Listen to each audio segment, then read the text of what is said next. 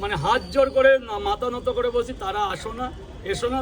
দেখো দাদা, আমি এটার জন্য কিছু কথা বলছি। রাজুদার পকেট পরোটা যেহেতু সকালবেলাটা একটা অত্যাধিক ভিড়ের চাপ হচ্ছে, সেই কারণে আমি একটু ফুটবল আগেনটা একটু বেলায় করতে চাইছি।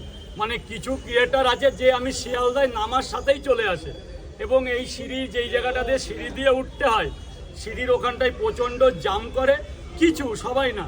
এবার ওই জায়গাটাকে মাল তুলতে গিয়ে রিসেন্ট একটা বড় গন্ডগোল হয়েছে।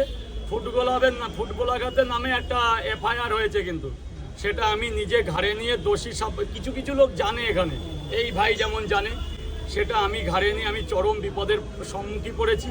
তাই আগামীকাল থেকে আমি এই ক্রিয়েটারদের দয়া করে অনুরোধ করে আমি 9টার পরে, 8:30 থেকে 9টার পরে আসার অনুরোধ করছি। তাহলে আমি আমার বিজনেসটাকেও ঠিক করে চালনা করতে পারবো এবং তোমাদেরও আমি পর্যাপ্ত টাইম দিতে পারবো।